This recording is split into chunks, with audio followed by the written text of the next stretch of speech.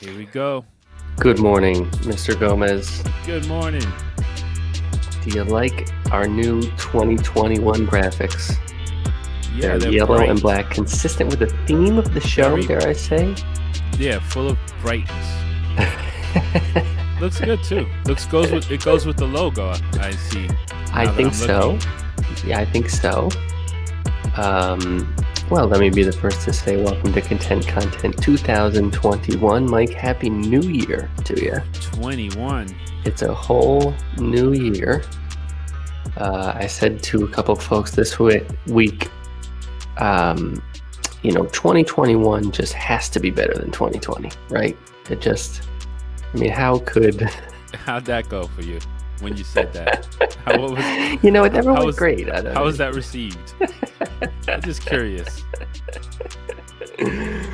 I mean, Did what a you? precarious way to start a year.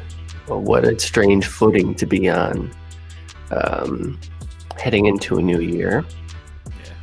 As we talked about a little bit last week, I guess like New Year's resolutions certainly should be altered or custom fit to a pandemic, at least start to the year. Yeah. How was your New Year's, Mike? It was good. We had a lot of Yeah, fun. We played games and stuff. It was good. Definitely overate yeah, and me too. Yeah, oh, yeah. had fun. Yo, what's up, John? Morning, John. Happy New Year to you, sir. Happy New Year's. Yeah, I had a decent little New Year's, I guess. Obviously, I didn't go anywhere. Um, I will admit, guilty pleasure, that I do like to watch Anderson Cooper and Andy Cohen on CNN. I don't know if you caught any of that coverage. How'd that go? What were they doing on New Year's Eve? Well, what makes me laugh Were they is okay? Were they hanging in there or they were doing great. They were always doing okay? great. All right, good.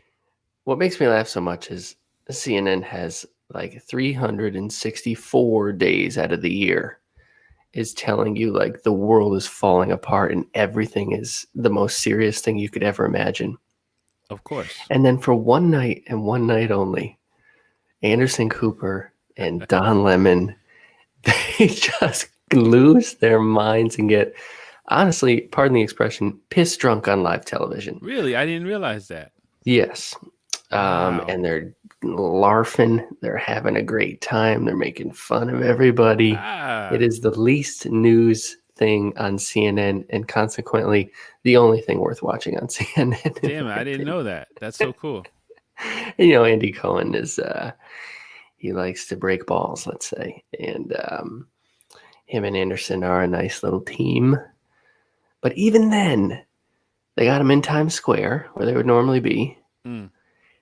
And they like did allow some people in Times Square, but it's people who are in like literally like like the police barricades, Oh so yeah, they yeah. give people Inside. like a little square, and you've got like three people in the Yeah. square.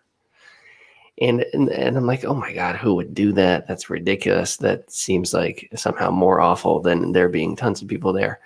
And it was apparently like first responders and like Oh, healthcare okay. They folks that gave them they a were allowed to chance be to be there. there. That's Which is like, yeah, I mean, if I can't imagine a cross section of a person who was a first responder at the front lines of the COVID crisis this entire time, and also, and obviously would have to be like a native New Yorker, or at least have been here for a while, yeah, and yeah. also would be like, you know what, I do want to go to Times Square this year.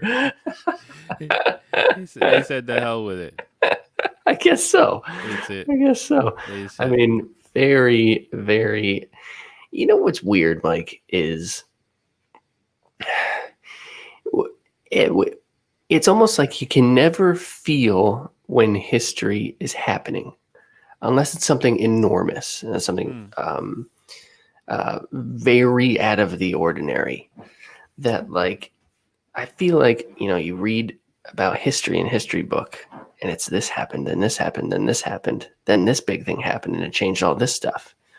But, like, when those people were living in that, I think there's almost, maybe it's inherent. I think maybe it's made worse by, of course, the American value system nowadays. But Everything is constantly normalized.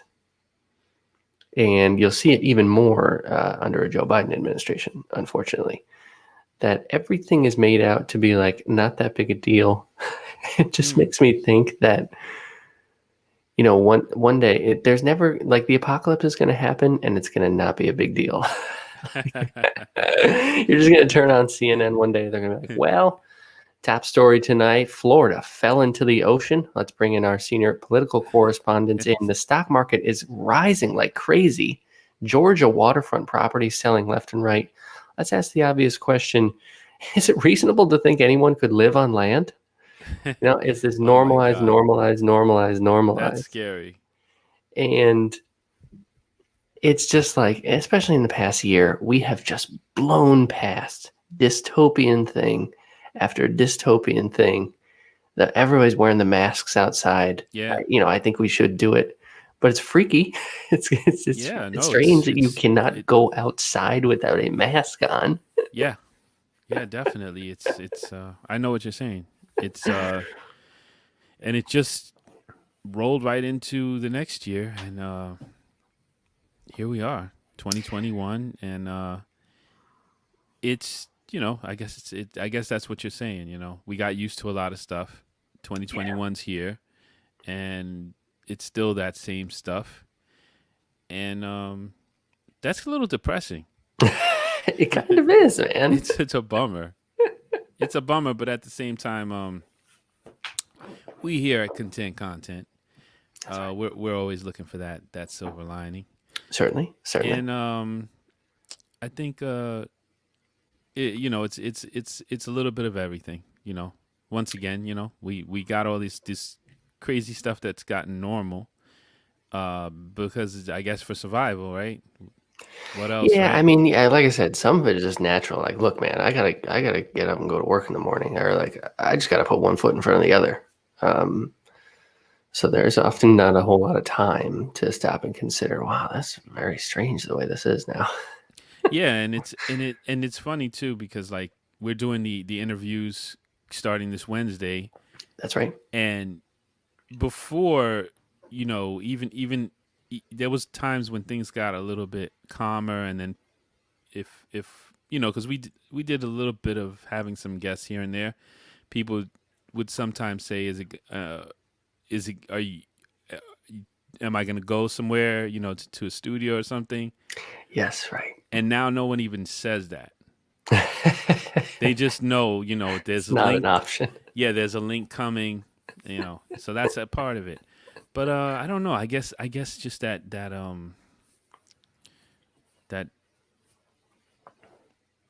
ability to adapt, and that's I kind of gotta say that I think that's what you're speaking to. Just it's strange when you think about it, but that's part of why we're still here, I guess. We just adapt, and it just becomes what we call normal. Which, what the hell is normal, right? Right. Yeah. What the heck is normal anyway? Yeah, Right. Normal is, like you said, like those right now at the time. So much is happening, and then it's weird because change happens slowly sometimes, and it happens so slowly that you don't even realize it's happening until, oh my goodness, look at this. And then other times it happens like instantly. Mhm. It's a weird thing. Change is really something. I think so. And it's an interesting point too, Mike, that like, when you think about humans, yeah, or any species, adaptability to its environment is crucial to its survival. But when you think about the process of evolution, well, it happens over thousands of years, and slowly over time, a species grows an extra finger, which allows it to grab them, blah, blah, blah. And on a day-to-day basis, you don't feel actively involved in that process. But one of the takeaways, I guess, from last year is that, well, we did see a lot of things change, and we did see an ability to adapt to it. Now, when and where and why all of those changes occurred, let's just set that aside for a moment and focus on the individual factor that we were able to. I mean, gosh, think about restaurants and all these things, all these different businesses and things that had to change up their model, and will, Yeah. for better or Yeah. for worse, have to continue to do so. There is a certain resilience, a certain toughness there. And I would imagine, again, on an individual level, everybody's had to make adjustments. And everybody, at least in some way, if you stop and think about it, has probably proven to themselves that they were capable of something or some things that they did not otherwise consider Yeah. they could do. So whether or not those changes were a good or a bad thing, unfortunately, in a great many cases, they're not great. Hmm. But there is a nugget of truth or a takeaway there that, when the rubber hit the road, you were able to do it. And can that same attitude be extrapolated into other areas in your life? Because I will say this too. It seems, let's do a mind exercise here and operate under the generally, I think, held conception that life will begin to be regular beginning this spring. And let's say even like it'll be pretty normal, especially with outdoor dining in the summertime, which may well mean that we have one winter left of true lockdown. Hmm. Because especially, us in New You're York City. feeling it today, Derek. What do you mean? You're feeling the lockdownness extra today. I suppose so, Yeah, man. yeah, yeah, I'm man. supposed to go into Manhattan later today too, actually. I'm gonna take my Mm. goddamn life in my hands. Um, but let me No, yeah, it's funny though how that happens, right? Like sometimes you'll just kind of like you, yeah, and it happens to me too. Like where I'm just like, there's this big bright side to the whole thing, to the pandemic. And we've spoken about that. And even like we said in that early episode we had where we were like, man, if everything could just stop for a while so we could really think about things. and then it But did. and then it did. And so there is, for me there's that great side to it, and then there's the other side, and it's weird how sometimes I can live on the great side of it, and other times the other side just comes through and it just will not leave me alone, and it's like, Well, oh, I'm hey, so tired of this. of And then, course. and it's weird, it's I think you need both for sure. We've talked about that a lot. That balance, that yin yang, that you need the devil, and I think it's interesting, how we can float and how we have to, and it's sort of that's that balance. And sometimes maybe it's because you're going out. You know what I mean? It's so interesting, like how that just it happens, because it happens to me so much. Like it happens so me. Like one day I'm on one side, the other day I'm on the other side, and it's so hard to just kind of like coast. Like I've been reading a lot in the like the Tao De Jing, and one of the kind of themes they have. Well, that is in there. I mean, there's a ton of great stuff, but it's kind of like to be balanced. It's weird. Like you kind of you don't you know how we always hearing fill up. Your cup runneth over and that kind of thing. Yes. And that's for all these overflow and all this blessing, and it's kind of has this teaching in there which is kind of really hitting me because it's so unusual from what I'm used to, where don't fill up, because if you fill up too much, you're gonna need to fill it up again. So it's like this idea of like not going in this excess. Yeah. It's Well, really weird, but it's intriguing though, because it's like don't be don't be too far along on that path to like success, or just to like feel great all the time, because that it will it's like a way of not pushing yourself to be imbalanced, I guess. mm, yeah. Like, and Yeah. it is like that hopelessness that Pema Chodron talks about. Mm. which is weird. The teaching is weird at first, and that's how I'm feeling with this too. It's like weird. It's like I don't know. You know what I'm saying? Like that's a weird thing to think about. Certainly, man. But I will say too that I would like to believe, and we've mentioned this kind of before, Mike. But like during Happy hey, New Happy Year. New Year. Um, you know, one of the things I think universally people have had time to do during quarantine is consider how they feel. And um, obviously, I think that's a good thing. And I've noticed it. I'll speak for myself. Like, I've noticed maybe maybe this is just me losing my mind, but I've really been able to kind of track my mental patterns or Mm. states. And I sometimes find, not always, sometimes I have like a direct reason why I'm upset or whatever. And I've talked about them on the show. But there are other times where I don't necessarily like have a reason for why I'm feeling upset, or rather Oh my yeah, reaction yeah, yeah, to whatever the thing is source is way out of yeah, proportion as compared to what like the actual thing is. yeah. And it makes me think of Trump Rinpoche talks about crazy wisdom.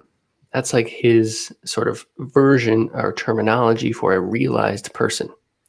Mm. That his wisdom is a little bit crazy because his thing is like no matter the ups and downs of life, which inevitably happen, you interact with them, but don't get overwhelmed by them. You don't get sucked into them. That anger doesn't pile up, or even that pleasure doesn't pile up like crazy. Mm.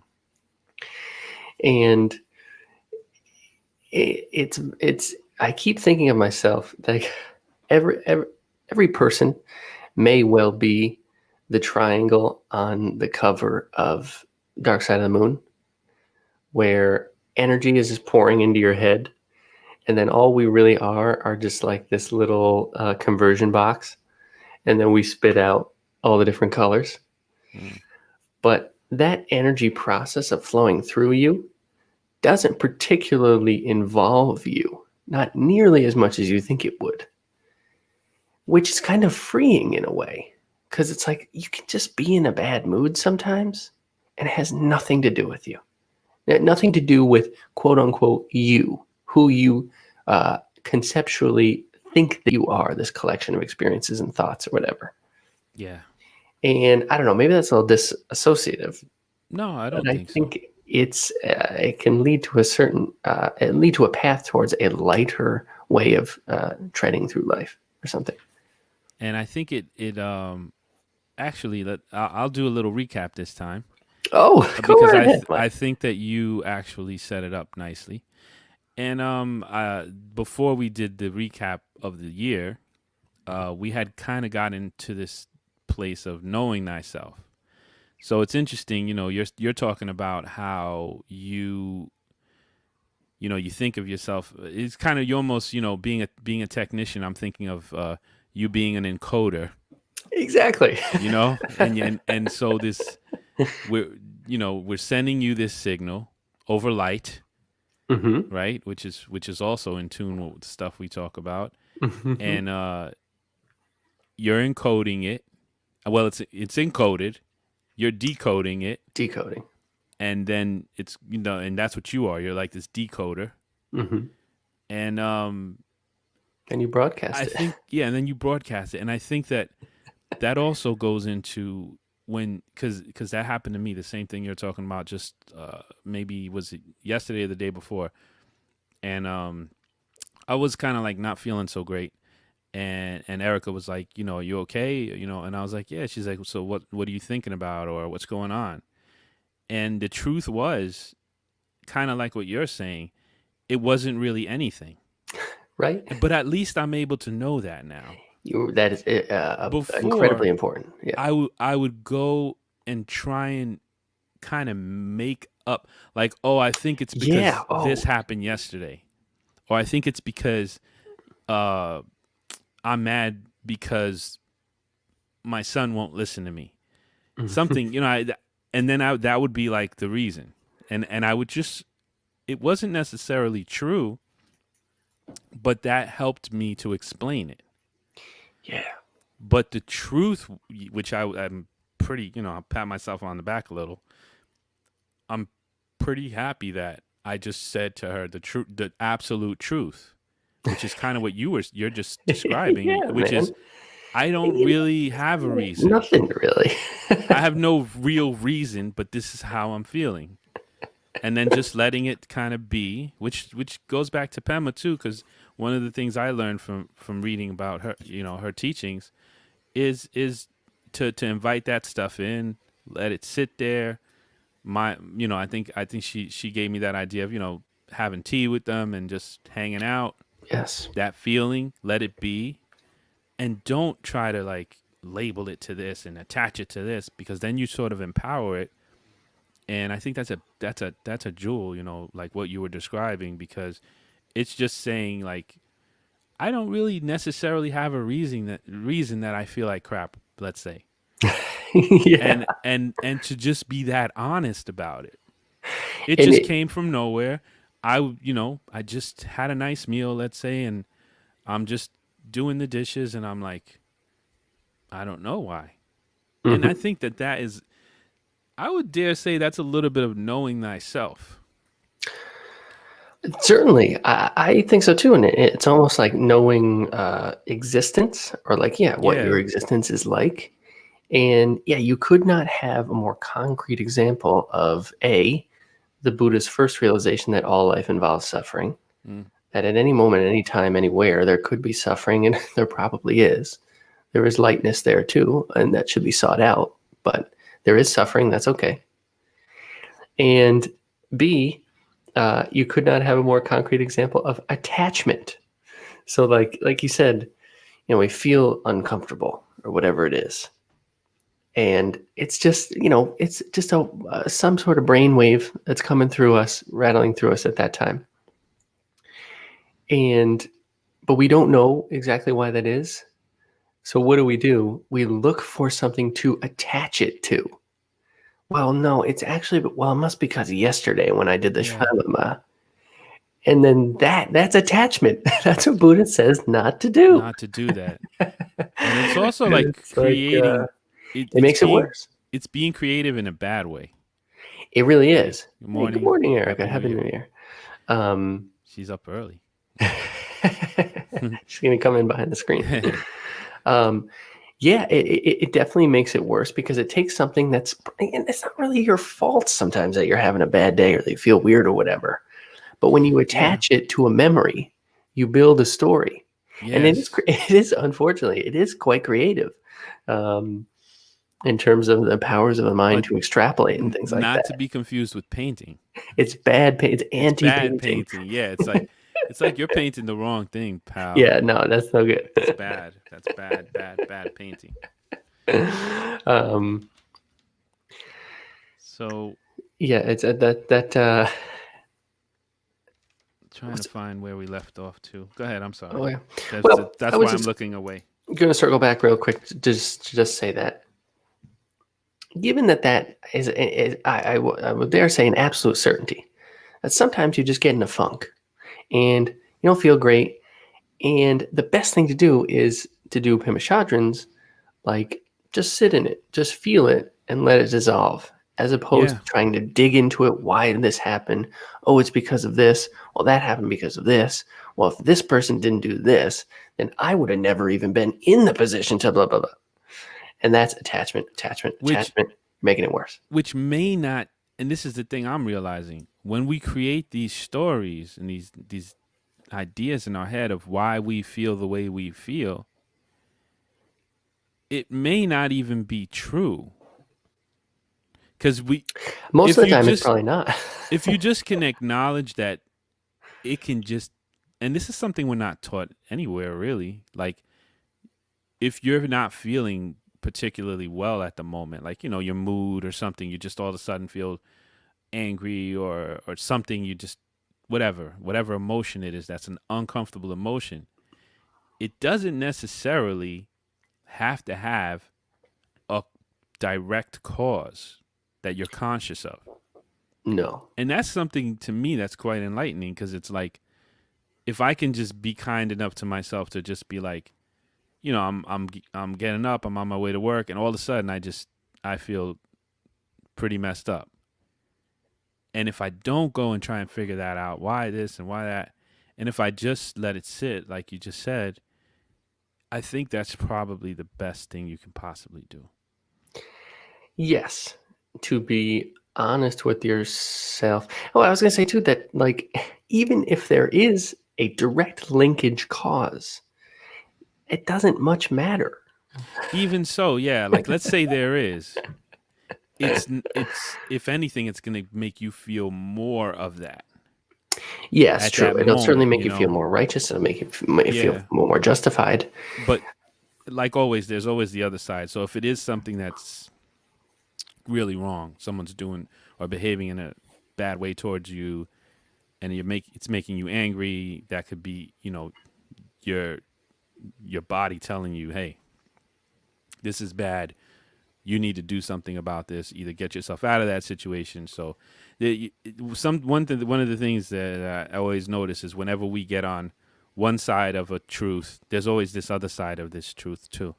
Yes. And just for anybody who may, because you could use that, what I notice is that and that's why I always want to be careful, is if there is anyone who's really like kind of hanging on to the words we're saying, because they're seeking right now in like a real genuine way, and we just happen to pop up on their screen, I always want to try to like be conscious of how it can be misinterpreted sometimes, So Well, I agree. I Oh, don't yeah. want anybody to be like, oh, don't use that as a way to not deal with something you need to deal with, because our emotions many times are way ahead of our intellect, and they're telling us, hey, this is bad. So that's a different kind of thing. What me and Derek are talking about is like just this random emotion that you may feel, that it's really not connected to how someone treated you a second ago, or something that happened yesterday in particular, unless it's really a terrible, traumatic event. And that's kind of what we're talking about, like in a light way, not in those heavy things. And that is all tied in with, like you said, Mike, of knowing thyself. Silver lining of quarantine is we've had time to think about how we Yeah, feel. Hopefully, we know thyself a little better. And, um, hopefully we would be able to better differentiate what is a big deal and what isn't a big deal. yeah, Because certainly there are things that happen to people in life where they need to take action, they need to do something about it. And I suppose when you know yourself better, you know which ones are superfluous and can just can fly away. yeah, And ones that you absolutely. say, well, no, this one I really need to dig into. As we talk about on the show too, fear and, like you said, emotion is often trying to show you something. Yeah, yeah. Very useful. Sometimes you need to act to move yourself to a more evolved or just materially better place. John says, could we create these stories to excuse our actions and create distance from our emotions? Definitely. That would be another example, I think, Yeah, of kind of that bad creativity, that negative creativity. Because, as I said, emotions often, though I guess at the top of the show, we were talking about how sometimes emotions aren't showing you anything particularly other than just a general discontentedness, which just happens in life. That's okay. 20 minutes later, you might be fine. hmm But what John is talking about is kind of, I think, that negative creativity, the cognitive dissonance that we've mentioned on the show before, that the emotion. I'm glad John brought that up, because it really is, like you were just saying, Mike, the other side of what we were discussing yeah, at the top of the show. Sometimes, and again, this is easier to do when you know thyself, you can differentiate what's real, what's not, what's important, what's not, what's worth digging into, what's worth letting go. An emotion is trying to show you something. And usually, as we always say, the spiritual practice is tackling fear. So some of those emotions you do have to dig into. But haven't we all been guilty of feeling a certain thing. I really should do the. You know what? If I said I was going to do the plan, so why don't I just do? We create a story to excuse our actions and create distance from that emotion. Yeah. Now, this is very dangerous because lying is bad. And growing up, your parents tell you not to do it. And it can be very destructive in any relationship at any point in your life. You shouldn't lie to other people, even if it's difficult. What's tremendously more difficult is never lying to yourself. Because there's nobody there to call you out on it. Yes, that's a big one. That's you know what, and it's interesting too how I'm glad we ended up there. Thank you, Derek, because it always ends up inside. And if you're lying to Yeah. yourself, you're probably lying to other people too. Yeah, great point. Let's be honest. The, If it's you're the if you're ready to lie to yourself about a whole yeah. bunch of things, Listen, you're gonna be lying to other folks too. You know, and you're at least going to tell other people your lies. you're a lie about No, I that you've totally said to did this, yourself. man. Yeah, totally. And that's something, and that's great. And I think I'm not going to read the whole thing, but we kind of left off. This was something from Socrates, and he's Oh, basically yes. saying, why explore mythological stories and this, that, and the third when I am not able to know myself. So it seems Fair to point. me ridiculous when I do not yet know that to investigate all this other stuff. And that's kind of where we left off, I remember. And I think that as usual, revelation through conversation, and we ended up there anyway. And it's so powerful because one of the things I've been thinking about is, oh, and by the way, I did watch The Shift with Dr. Wayne, Oh, dude. and Wow. it was really good. Was it And awesome? Yeah. yeah, it was really good. Thanks, Giovanna, and That's me and right. Joanna posted that. yeah, me and Erica, we watched it, and it was really cool. Were you going to say me and Derek? Yeah, I was about to say me and Derek. I Do get you that often was confuse me for your wife? me seeing the future. That's correct. I was seeing into the future. In the year 2045, when we can meet up in person. Yeah, the timelines right there. So yeah, we watched it, and it's interesting too because a big part of it was sort of knowing yourself and trusting yourself, and that was there was several messages in that show, that movie, that were very powerful, and that was one of them. And I think it even tied into this knowing of yourself, because you must trust yourself to learn. And good morning, Anna. Morning. And so you got to trust yourself. And one of the things he talks about is he goes into, I don't want to ruin it for anybody, but briefly, he does talk about how, you're born, and for 9 months you don't think about anything, you don't do much of anything, and everything's pretty much taken care of you So good. for you. I want to go back to that. And it's interesting. So by trusting ourselves, and I think that's part of knowing ourselves. And even what we said earlier is knowing yourself, to know that, I don't need to create a story to justify how I'm feeling. I just feel that way. Just That's is. it, and that's such an unusual response to me. Like how often do you go to someone and you say, and you go, hey, you seem a little off today, and then they just say, yeah, I do feel a little off, but I don't have any real reason to. It's just the way I feel. I don't know why. I mean, and which is probably, I'm gonna dare, most of the time, if not half the time, that's probably as simple as it is. But we always want to find an answer. Right. It's like if you ask somebody, It's like, hey, why how is you... it?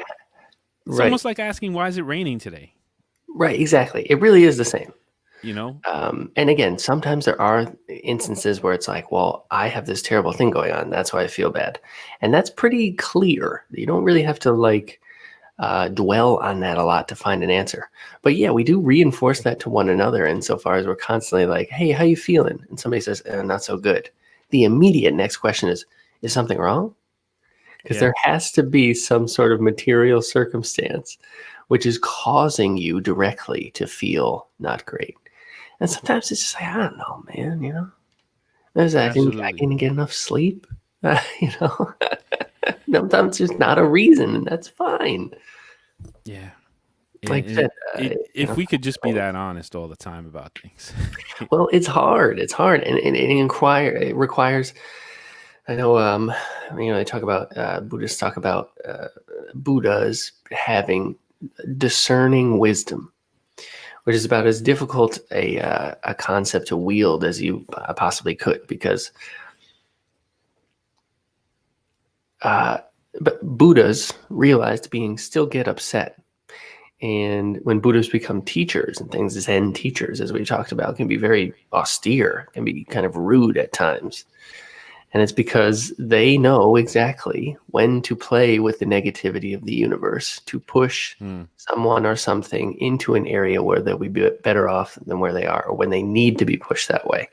So we So talk you about on the show, suffering is a grace. So sometimes you have to dig into those things. so you're saying that they can be even bigger jerks than the rest of us if they want Kind of. to. Which yeah, because it's sort of like they're playing in that arena all the time, and they're like, okay, I feel like being a jerk, and I know I can be an excellent jerk because I understand this stuff. That's right. I've wanted to mention this before, but there's a famous Buddhist story. I think I might get the names wrong, but I think it's all in Trungpa Rinpoche's lineage. So Oh, it's okay. it's all him being reincarnated, I think, or he's one of this. But it's like Milarepa was a teacher, and Marpa was a student. And I think it's that Marpa became enlightened, like his moment of realization was when Milarepa, his teacher, took off his shoe and slapped him in the face with it. And it was at that moment when That sounds like a shoe, Puerto Rican mom's enlightenment to her kid because Puerto that might Rican happen moms a are lot famous too, for flinging the chancleta. That's what that sounds like. actually. It's funny how see the wisdom it travels from culture to culture. It really does. There's some universalities in this world, Mike. We well known that. Oh, Erica threw this in there. Erica Bad says bad weather. weather can have a Hmm. negative effect on your emotions. That's That's another something. interesting point too, Mike, that we are incredibly sensitive beings. And as we Yeah. always talk about in the show, we're incredibly impacted by a multitude of things around us, persons, places, environments. Yes, that's a great So point. isn't it kind of even commonly held that like, on a rainy Tuesday, it's everybody's like a little dreary. Damn And is that straight. anybody's fault? That's actually a good concrete example of like Yeah, that's a you can great just be in a example. funk, and it's like not because your life is falling apart. It's not Yeah. because you're questioning, did you make the right choices in life? I don't know. It's just kind of rainy out today. That just makes me feel like I want to stay home and eat soup. That's a great way too to look at it. Like to just be like, it's just raining inside today. Dude, yeah, I That's a know. great way to look at it. I never thought of Yeah. it that way. That's The great. weather of the mind. Yeah. Because that's certainly a thing. Yeah. And it Not might just every stop day. raining just like it stops raining outside. Like Right. it might rain Sometimes all day. It might be over in 5 minutes. that is so That's good, a hell of a man. way to thank you. Thank you, honey. That was great. That's a hell of a way to look at it. The weather of the mind. So Jesus, I'm gonna keep that in mind this week. I found how I find people that I get fascinated by for a little while. Oh yes. I found a new guy I want to look into. Who we got, Mike? Who we introducing down to the content This family this guy morning? Linji. He is a ninth century Zen guy, Heck yeah. and he's very interesting to me because from what I understand, I'm just learning about him now. He was the way he taught his group was that he didn't want any of them, and this is very Zen. Zen is not much about scripture. It's not much about any of that. It's not necessarily about teachings. It's about getting beyond that. And he wanted them to more look into themselves. He wanted them to not necessarily follow him. He was very adamant about that, and he's sort of from what I'm early in learning about him, but from what I'm learning is that that was kind of his thing. You know, that he wanted them all to have their own sort of internal perception. And one of the things he said, yeah, which is a quote I have here, he said, "We lack faith in ourselves." And you know, I felt like this connected really well because we'd been thinking about knowing thyself, and I think if we, you know, that's interesting, you know, because if we're really honest, if we have faith in ourselves, we would trust more of what's really happening. You know, so we would just be able more. The more faith we have in ourselves, the more we'll be able to say, "Oh, it's just raining today inside," because you really having that faith in yourself. And I think that's to me, a lack of faith in ourselves also doesn't allow us to listen to the universe, that voice, you know, God, the source. It doesn't allow us to because that's where it's speaking to us, you know, within. So it's through our heart, through us, you know. So to me, I'm feeling like if you know yourself, like they're speaking of, it's interesting too because Socrates is saying, why go out there and that's another thing I thought about a lot. You know, why go out there and figure out all this stuff? And it's very Zenish, you know. You go out there, you figure all this stuff out. Why am I going to do that when I've got enough work to do right here just Yeah. to figure out who I am? Yeah. And but if you really dig in and then you connect we lack faith in ourselves and the way that this guy Linji was teaching and he really wanted people to dig into themselves and get those answers because he felt that's where they were. I feel like all that connects because he would understand what the myths are trying to teach, what the stories, the everything within himself because it's really there. And even that movie The Shift, he speaks, you know, he speaks a lot about recovering that Mm. what's already there. You know, of we're kind of programmed. We talk about this a lot. You know, the consumerism, the whole thing is we're programmed in that way, and then we have to kind of deconstruct all that stuff to get back to what we already knew. And I feel like knowing thyself is a gigantic part of that. And you know, it really, I don't know. It's just it's you know I've been thinking about that a lot, and that's kind of where I've been. So, what are your thoughts on that stuff, Dave? Well, yeah, I was just going to say, like that, you know, this issue of listening to your heart, let's say, is Mm-hmm. of course made all the more difficult by almost everything in culture telling you that you shouldn't just be yourself, that you yourself are not good enough as you are. But we have Yeah. heroes that we worship, and we have basketball players, and we have celebrities, and we have politicians, though very few of them, let's be honest, who we regard as heroes. And you should be more like them. And then when you have the mansion, maybe then. And so it's all the more difficult when everything in culture says, don't listen to yourself. You're wrong.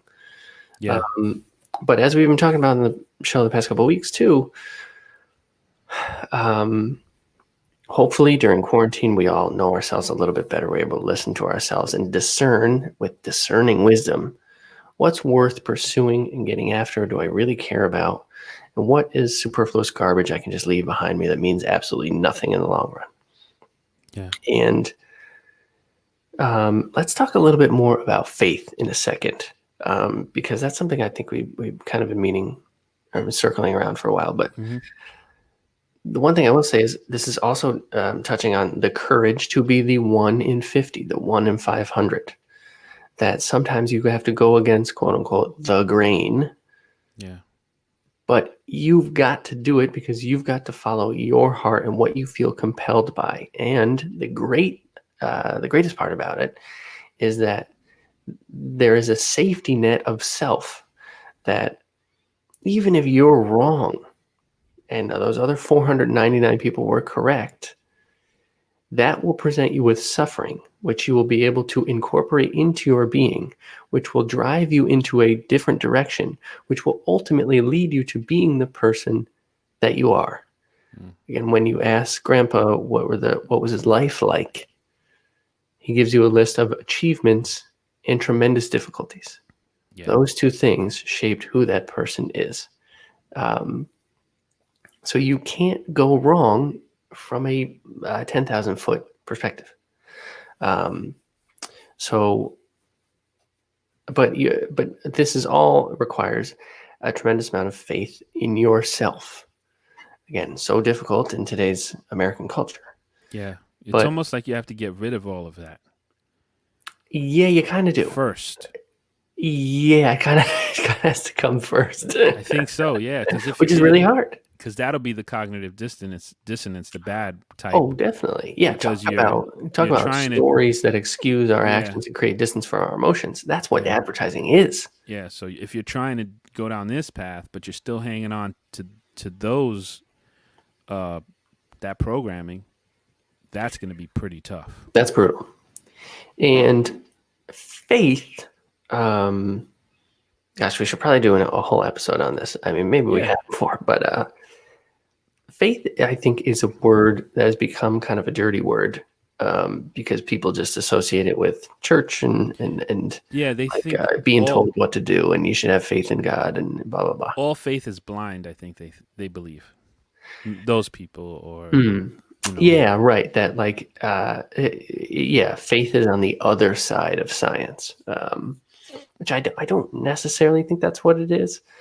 And faith is an enormous concept, but let's focus in on faith in yourself, Mike.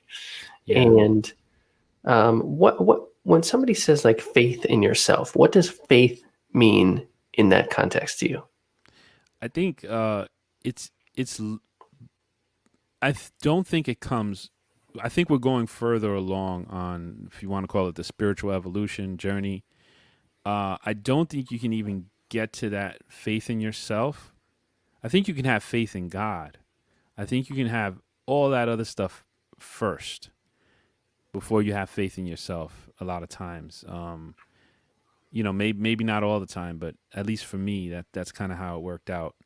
Hmm. And I think before you can really trust yourself, you've got to have been kind to yourself. You've got it. That's why it took a while for me to trust myself that way, because I had to first be nice to myself. Then I Yeah, had to first start to like myself. which is hard. Yeah, which was super hard. I had to be kind to myself. I had to start to like myself. Then I had to start thinking about myself, and I'm like, you're not so bad. And then I had to then I was like, you know what? You've been right enough times. You've You been know right that about some stuff. about some stuff that you might be able to trust yourself. Like I had to go through this process sort of like of getting to know myself Hmm. the way I would get to know someone else. Yeah. Like if, where I didn't even trust myself. I was like, I didn't even like myself. Hmm. So I had to go through this process of like becoming a friend to myself. And Mhm. then trusting myself, like, you're not a complete a-hole. You're okay. You're all right. And then maybe I can listen to you sometimes. Then sometimes I would listen to myself. I built up more of a trust. And I'd be like, man, that voice that I never would listen to, it's pretty all right, that voice. It's pretty dead on most of the time. And I believe that is that stuff that's already there that I'm starting to listen to, because I went through that process of going from not even liking myself to actually loving myself to trusting myself. And now that voice is like, that's what I'm listening to, really. And I think that's part of the knowing yourself, that process of getting to know yourself. I think that what I said is a really simple way of going into it instead of trying to complicate it too much. Yes, I would agree with that, and thank you for that, Mike. It's an interesting question. Like, would you be friends with yourself? Yeah, That's that's a great the question. old, And if you say no, that's a starting point, I'd say. yeah, exactly, right. Yeah, definitely. And this is a commonly held conception. What the Groucho Marx quote that, or Woody Allen, whatever. I don't want to be a member of any club that would allow me to be a member. You know, That's true. um, That's a good quote. and yeah, a lot of self hatred, very prevalent. Again, for myriad reasons. would you be friends with yourself? Because you have to, because you can't go anywhere. And this represents there's almost like a duality of mind here. That how can I be friends with myself? I am myself. So am Yeah. I? So am I supposed to pretend like I'm a different person and just look at me? Well, there's always that duality, right? I mean, Kind the of, the yeah. good, evil, those two sides. We always, I remember I was listening to someone talk once on a podcast or something. On well, back then it was a radio show. It was a long time ago, Hmm. and he made a joke, and he was like, I can't be mad when I Wayne Momblaw is the guy I'm talking about. I used to listen to him, and he was like, I can't be so upset with people when they disagree with me, because half the time I don't agree with myself. I mean, I've been arguing with myself about whether I should do this or that all morning. And I was like, damn it, that was a great insight. It was like, it's true. Like, how can you really be upset with someone? And but that was an honesty he had within himself, which is knowing yourself.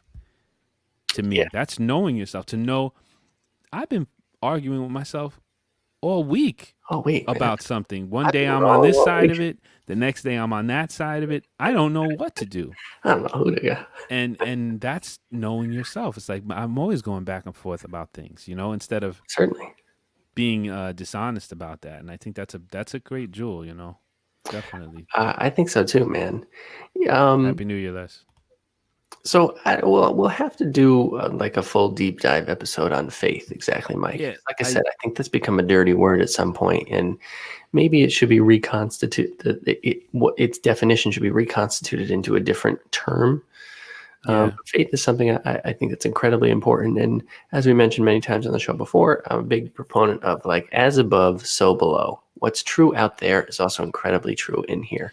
yeah. And if you have a faith in yourself, it is actually the same exact thing as having faith in the entire universe. And I think within community, and that's part of the reason why we love community as humans, why we're so social, because in we did speak on this. I don't know if it was last episode or one before that, where a lot of we don't have a laboratory for the stuff we speak about. We can't test it and Yeah, give you right. data. We can't do that. But when I'm when I just discovered Linji and he said we lack faith in ourselves, that rang a bell, and it made me think about things, and a lot of the things someone else might have said. I'm repeating what we said before, but I think it's important to the conversation about faith is there is evidence, and there's if that guy's been thinking the same thing, he's been thinking the same. It rings true to me, and within myself. Um, Erica has a comment here. If you have faith in yourself, then you have complete confidence in yourself. That's hard. Some of us are lacking much confidence. That's a good point too. True. Confidence, faith, and for some reason there's a scripture that popped in my head. I think it's Paul that says, "Faith is the substance of things hoped for, and the evidence of things not seen." Yeah. And I think that's a good summary because it it kind of shows you that when you're in the faith zone, it's ideas, it's concepts, it's the things unseen. It's the substance of things hoped for, which you if you're hoping for something, it's not visible, it's not a material thing, and it's the unseen. Our self is within us is unseen. Even to have that takes faith to believe in something greater than just this body and this physical. Mm. That there's some faith involved in that to actually believe that I am a self, that I'm more than just this body. And I think that faith ends up on things that are beyond our the the physical senses, smell, touch. There's these other senses that we have, and I think that's where the faith realm shows up. Confidence. You can't. I can't build you a confidence here. I just built this for you. This $29.99. I mean, that's what they try to do, but I can't build you a confidence. I put some nuts and bolts Yeah, together and I and built a confidence. and it's interesting too because those people who are so opposed to faith, they're constantly talking about concepts and things that are not, in quotes, real. You know, Yeah, so emotional intelligence. they would require What faith to that do. requires faith. That's something. Emotional intelligence. What? How are you going to score Yeah. your emotional How do intelligence? you score it? Oh, I it mean, was a is C it is plus that last even semester. real? I mean, it's like what's this thing And you're it talking doesn't have to about? be a huge leap of faith, but there's faith in that. Sure, there's faith in anything that's invisible. Yeah. But then it begs the question: is the table, and I think, I don't know if I brought this up, but this is like Greek philosophy. Is the table more real? The one I got my computer on right now and the microphone, than the one I'm imagining in my head. And many would say that the one in my head is more real because I could just throw this table out or burn it, and it wouldn't exist anymore. Where the one in my head that I'm imagining won't. It's just forever.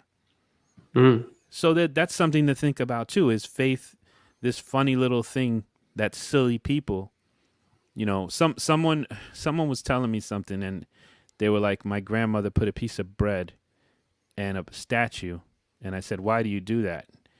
And she said, because it brings peace to the house. And it was not in a way where they thought, obviously they were saying, that's, to me, they came across like that's just silly. But you know what? Let me ask you this. This is what I thought about after that conversation, and this is in the realm of faith. People, who's smarter, that grandma who put a piece of bread in a statue somewhere and found peace in an instant, or someone who did 8 years of school, learned what peace means, everything about peace, you name it. They traveled, they visited temples, and they came back home and they said, this is all baloney. Yeah. I tried it all. It's not worth anything. I can't find peace. So and they're smart enough to know about placebos, and this Yeah, works and right. that doesn't That's what work. I was going to say. And the placebo, grandma knew the placebo, the the this, the that, and the third, and she conquered it immediately without needing to travel, without needing for endless talks and lectures. She put a piece of bread and a statue, and she said, and she had figured out by doing that. That was her placebo. Let's say maybe there's more to it. Maybe there's not. Not even necessary to argue that. She did it, and that was her piece, and that was the end of the story. Mm. So is that real, or is it fake? Yeah, I mean, Is if you wanna she's imbue, got the piece? she got it. Yeah, and if you want to imbue faith in science, there's a pretty concrete example of, well, you have the statue and the piece of bread. These are material things that are there. And with the desired end result, you have statue bread. Desired end result is peace. And so what is the weapon that is wielded here is the power of mind, Mm-hmm. um, caged in the term of faith, or Yeah. let's say the terminal of faith, that that is using a spiritual concept, but also, as scientists would say, the placebo effect, to get a very concrete result that is measurable by science. If you want to measure how your brain is, the endorphins or whatever is flowing through you versus before. And so faith, yeah, is often regarded as this nebulous concept. Who knows? You have faith and stuff and it doesn't work out. And, what the heck are you going to do? A faith may well be a tremendously and one of the most important scientific concepts that there is. And I do believe I've watched a series of YouTube documentaries of varying degrees of truth about quantum physics. And I think eventually science will bear out a lot of these concepts, even like the power of prayer. Um, Yeah. they said that, you're sort of like basically sending energy to a different place, and energy can travel across light or bandwaves or whatever. I'm not a scientist. That a person can feel it, and they might not be like, "Ooh, someone's praying for me right now," but Right. on some subconscious level, So there is energy that's working through there, and yeah, that's scientific, but it's also faith. right. So that begs the question: who's really smart here? The guys who spend all that time to figure out what grandma always knew, or Dude, grandma? right. That's the question that and I really feel that those people who shun faith, and sort of make it sound like something to be embarrassed about, should really think about that. Put that in your pipe and smoke it. I Like, think so let's too, man. think about that a little bit. Because you're listen. I love science because the reason I love science is because it talks about the same stuff that all these great spiritual teachers are talking. I mean, last night I'm watching that movie, and he talks about having a quantum moment. And it's There you like go.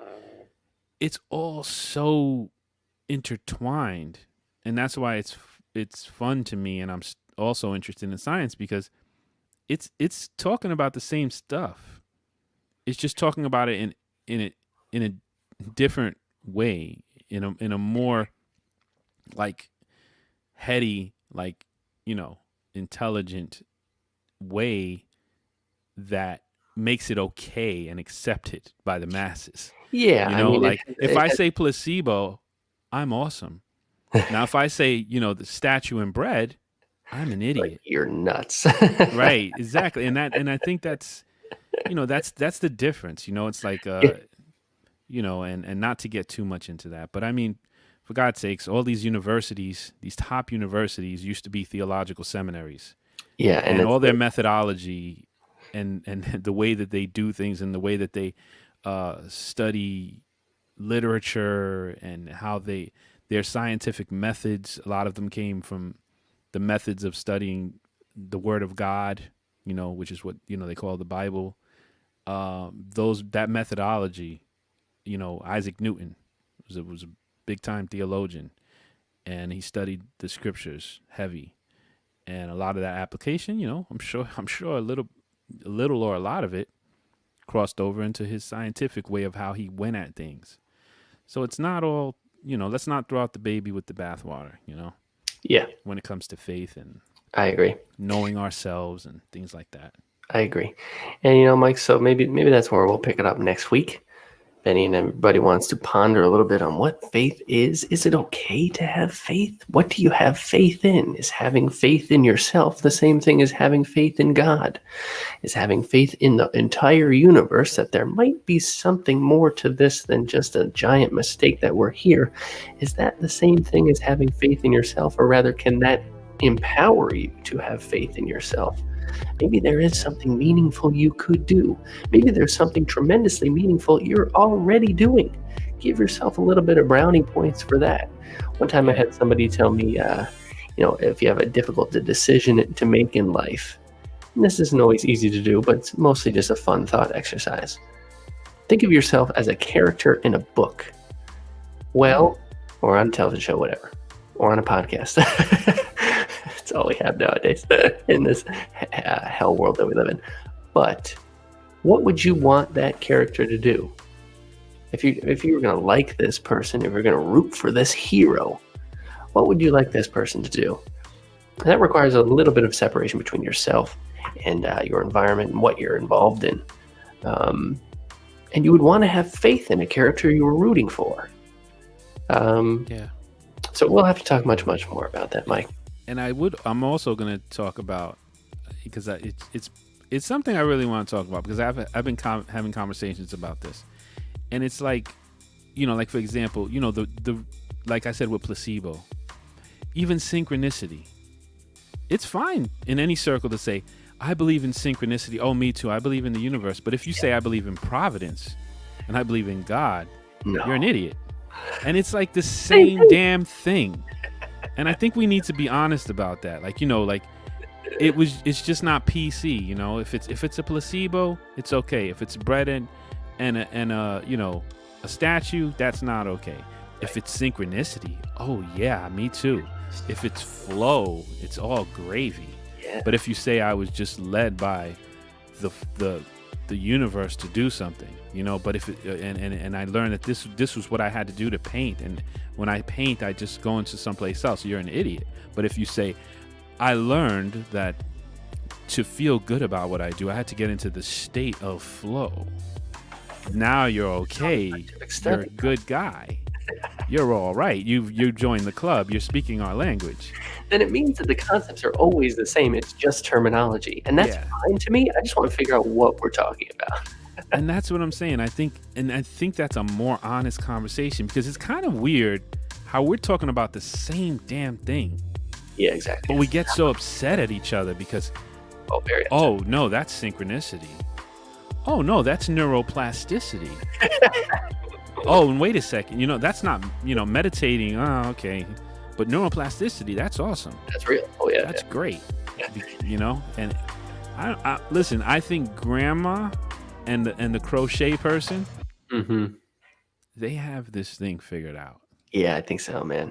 Grandma with her statue and bread, the crochet lady who Mhm. who tells Ram Dass what it's all about.